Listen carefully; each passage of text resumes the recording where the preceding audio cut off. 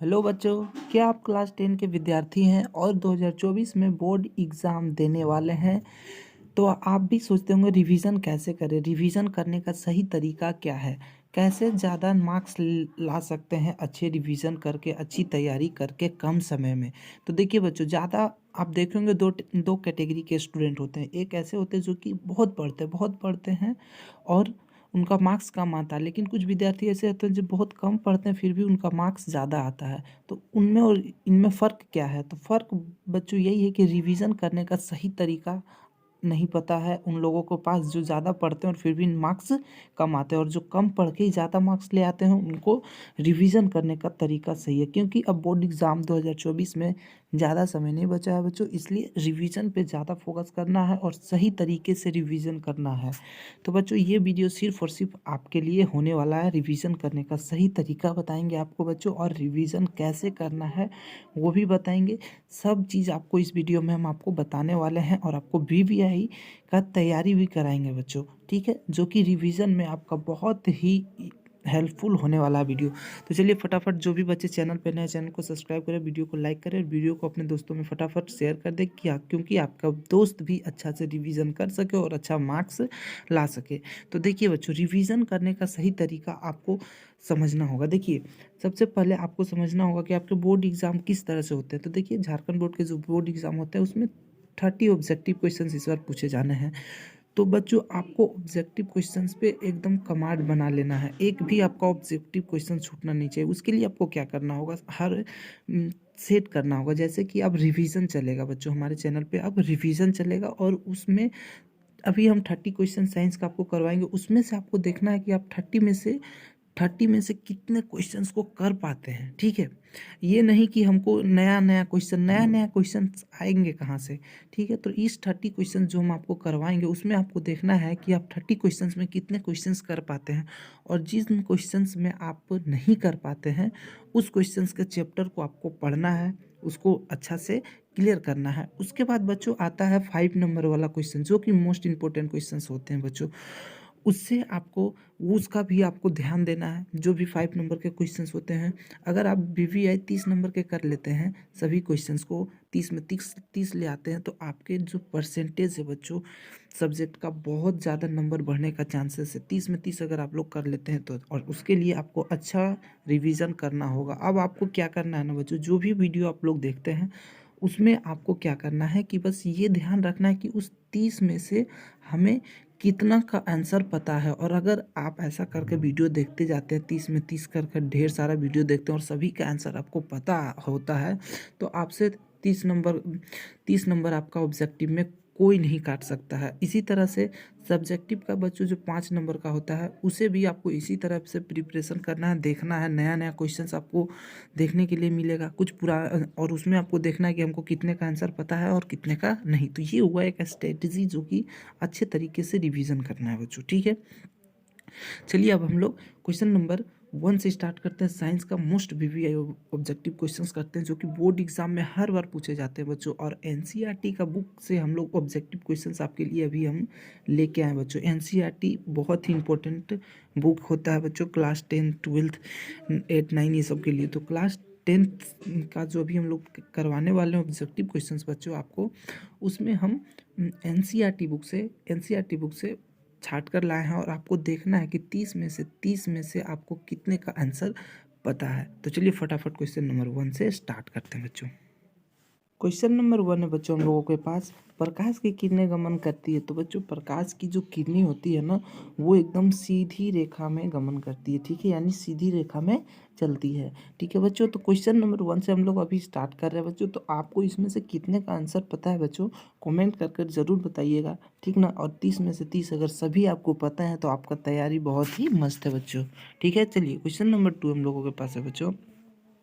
उत्तल लेंस की क्षमता होती है, यानी कि बच्चों उत्तल लेंस ऋणात्मक होता है या धनात्मक, ये पूछ रहा है। तो उत्तल लेंस जो होता है बच्चों वो धनात्मक होता है, ठीक है। क्वेश्चन नंबर 2 हो गया। क्वेश्चन नंबर 3 है बच्चों। कॉर्निका के पीछे एक संरचना होती है, उसे क्या कहते हैं, मतलब उसे उसे तो बच्चों कोर्निका के पीछे जो संरचनाएं होती है बच्चों, उसे परितारिका कहते हैं। ठीक है बच्चों, क्या कहते हैं बच्चों? परितारिका कहते हैं। क्वेश्चन नंबर 4 करेंगे। क्वेश्चन नंबर 4 है बच्चों, आँखों की पुतली किस प्रकार कार्य करती है? तो बच्चों, आँखों की जो पुतली होती है ना, वो परिवर्तित द्वारा की भांति, ठीक है, यानी वो जो आँखों की पुतली होते हैं ना, छोटा यहाँ पे वो परिवर्तन कभी छोटा होता है, कभी बड़ा। धूप में छोटा हो जाएगा और जहाँ छाया में आएंगे तो वो आँख का जो पुतली छोटा सा होता है वो बड़ा हो जाता है। ठीक है, तो वो परिवर्तित द्वारा। ठीक है, 5 नंबर क्वेश्चन, विभवांतर का एसआई मात्रक क्या होता है? तो बच्चों, विभवांतर का जो एसआई मात्रक होता है वो वोल्ट होता है। ठीक है, विभवांतर का एसआई मात्रक वोल्ट होता है। बच्चों, कमेंट कर कर आप लोग जरूर आंसर कमेंट करते चलिएगा, और जो क्वेश्चंस का आंसर आपको नहीं पता है उसका आप लोग स्क्रीनशॉट करके नोट कर लीजिएगा। ठीक है बच्चों, बहुत ही इंपॉर्टेंट क्वेश्चन है ये सब आपके बोर्ड एग्जाम 2024 के लिए, और रिवीजन आपको करते चलना है बच्चों। सभी क्वेश्चंस का जितना का आंसर आपको पता है कमेंट करते चलिएगा, और आपको देखना है कि आपको कितना का आंसर पता है। ठीक है, क्वेश्चन नंबर 6, विद्युत प्रतिरोध का मात्रक है? तो बच्चों, विद्युत प्रतिरोध का जो मात्रक होता है बच्चों, वो होता है ओम। ठीक है, विद्युत प्रतिरोध का मात्रक ओम होता है। 7 नंबर क्वेश्चन, घरों में विद्युत से दुर्घटना किसके कारण होती है? तो बच्चों, घरों में दुर्घटना जो होता है वो शॉर्ट सर्किट के कारण, तार शॉर्ट कर जाता है जिसके कारण दुर्घटना हो जाता है। तो घरों में विद्युत से दुर्घटना होने किसके कारण? तो शॉर्ट सर्किट के कारण घरों में दुर्घटना हो सकती है। ठीक है, 8 नंबर क्वेश्चन, विद्युत मोटर परिवर्तित करता है? तो बच्चों, विद्युत मोटर जो होता है ना, वो विद्युत ऊर्जा को यांत्रिक ऊर्जा में परिवर्तित करता है। ठीक है, 8 का बी हो जाएगा करेक्ट आंसर। 9 नंबर क्वेश्चन है हम लोगों के पास, नाभिकीय ऊर्जा और भूतापीय ऊर्जा दीर्घकालीन है, यानी नाभिकीय ऊर्जा में और भूतापीय ऊर्जा में बच्चों दीर्घकालीन सबसे ज़्यादा समय तक कौन चल सकता है? ठीक है, जबकि यह एक ऊर्जा से भिन्न है, जो मतलब दोनों एक दूसरे से अलग है, और जो क्या मतलब नाभिकीय ऊर्जा ज़्यादा समय तक चलेगा या भूतापीय ऊर्जा, तो कौन सा बच्चों? तो सौर ऊर्जा जो है बच्चों, जो कि बहुत समय तक चलेगा, हजारों सालों से चलते आ रहा है बच्चों, लाखों सालों से सूर्य का प्रकाश सौर ऊर्जा, और ये बहुत समय तक चलेगा नाभिकीय ऊर्जा से ज़्यादा।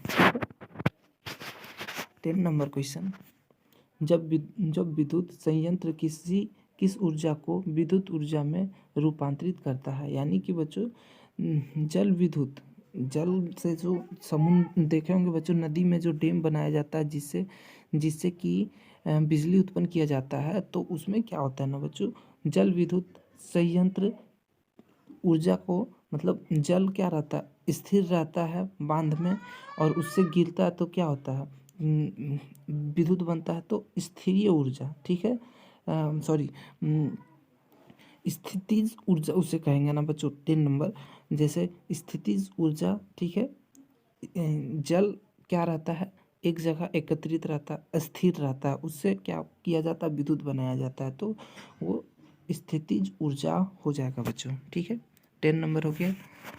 11 नंबर क्वेश्चन, निम्न में से कौन अभिक्रिया के लक्षण है? तो बच्चों, अभिक्रिया के लक्षण अभिकारक के स्वरूप में परिवर्तन, यानी दूध का दही जम जाना, ये भी एक अभिक्रिया है। ठीक है, अभिकारक कुछ भी हो सकता है, हम दूध का भी बस एग्जाम्पल दिए हैं आपको। ताप का उत्सर्जन, ठीक है, ताप का उत्सर्जन ये भी एक अभिक्रिया है। प्रकाश का उत्सर्जन ये भी एक अभिक्रिया थी। ये तीनों बच्चों अभिक्रिया का लक्षण है, इसलिए इसका करेक्ट आंसर इनमें से सभी हो जाएगा। 12 नंबर क्वेश्चन, 12 नंबर क्वेश्चन में C2CO प्लस O2 क्या हो जा रहा है बच्चों, 2CO2 बना रहा है। यहाँ किस प्रकार की अभिक्रिया है? तो इसमें बच्चों आप लोग देख रहे होंगे CO2 एक साथ हो जा रहा ना, CO2 एक साथ है, दो कार्बन बन रहा है बच्चों।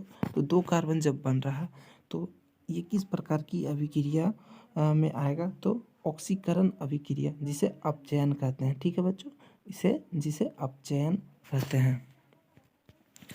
13 नंबर क्वेश्चन, चीनी की रासायनिक सूत्र है। तो बच्चों चीनी की जो रासायनिक सूत्र है वो होता है C12H22O11, ठीक है। ये चीनी का रासायनिक सूत्र, सी इसका करेक्ट आंसर हो जाएगा, चीनी का रासायनिक सूत्र। 13 नंबर क्वेश्चन हो गया। 14 नंबर, पीएच किसी घोल में किसकी शक्ति को व्यक्त करता है। तो पीएच की जो घोल होती है बच्चों, ये हाइड्रोजन आयन की शक्ति को व्यक्त करता है। 15 नंबर क्वेश्चन, निम्न में कौन आयनिक यौगिक है। तो बच्चों निम्न में से आपको बताना है कि कौन सा इसमें आयनिक यौगिक है। तो CaCl2 जो है बच्चों, ये एक आयनिक यौगिक है, ठीक है। ये सी करेक्ट आंसर हो जाएगा। क्वेश्चन नंबर 16, हीरा और ग्रेफाइट में कौन विद्युत का सुचालक है। तो बच्चों हीरा और ग्रेफाइट में ठीक है, कौन विद्युत का सुचालक है। तो ग्रेफाइट, ठीक है बच्चों। ग्रेफाइट जो होता है बच्चों, वो हीरा का क्या होता है, सुचालक होता है। ये कार्बन होता है बच्चों, हीरा कार्बन का बहुत बड़ा ठोस ये है। 17 number question,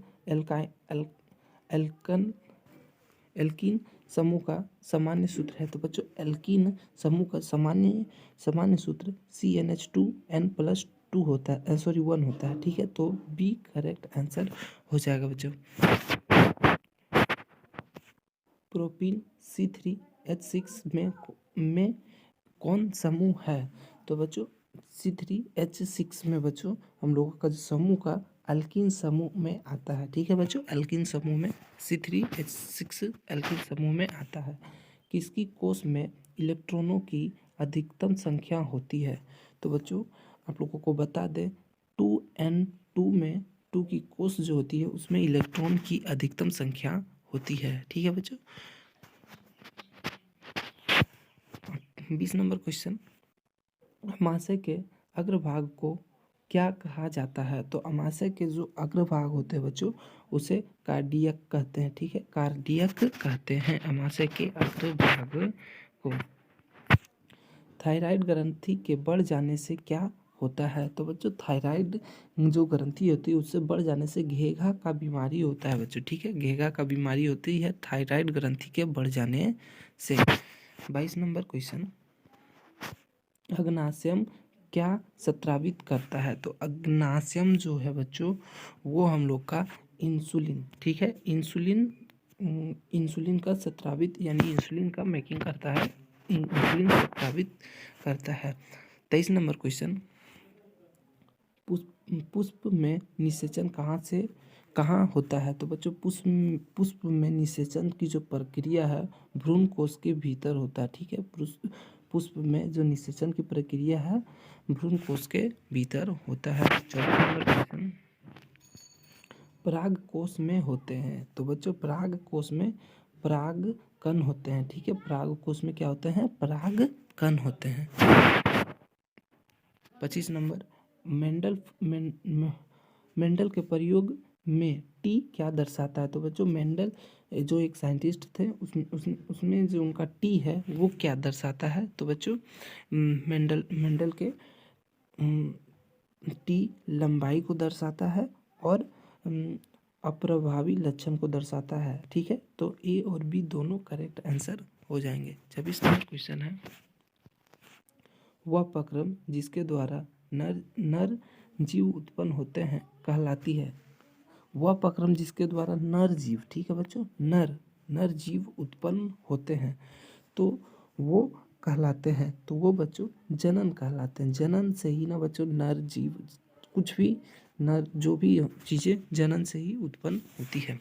27 number question, insulin की कमी से होती है। तो बच्चों इंसुलिन की कमी से आपको मधुमेह की बीमारी हो सकती है, ठीक है। 28 नंबर क्वेश्चन हम लोगों के पास है, निम्नलिखित में से कौन उत्पादक है। तो बच्चों निम्नलिखित में से आपको बताना है सर्प, मेढक, ग्रस, सौंफ, घास। तो बच्चों इसमें घास जो है वो एक उत्पादक है, ठीक है। घास एक उत्पादक है। 29 नंबर क्वेश्चन, कोयला एवं पेट्रोलियम के दहन से कौन सी शैली गैस से प्राप्त होती है। तो बच्चों कोयला एवं पेट्रोलियम से आपको कार्बन की जो जितने भी होते हैं, कार्बन मोनोऑक्साइड होते हैं, नाइट्रोजन का ऑक्साइड, ठीक है, सल्फर का ऑक्साइड, ये सभी, ये तीनों चीज़ें बच्चों कोयला और पेट्रोलियम के दहन से होती है। तो इसका करेक्ट आंसर हो जाएगा इनमें सभी, ठीक है। 30 नंबर क्वेश्चन बच्चों, जो कि हमारा लास्ट क्वेश्चन है,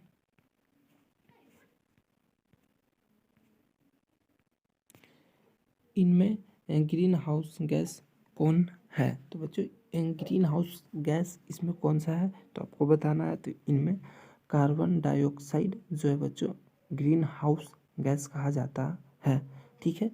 तो बच्चों टोटल वीवीआई क्वेश्चंस 30 किए और इसमें से आपको कितने का आंसर पता था कमेंट कर कर ज़रूर बताइएगा बच्चों, ठीक है। तब तक के लिए धन्यवाद। फिर मिलेंगे नए वीडियो में। चैनल पर नया है तो सब्सक्राइब करें, लाइक करें और वीडियो को अपने दोस्तों में शेयर करें। धन्यवाद बच्चों।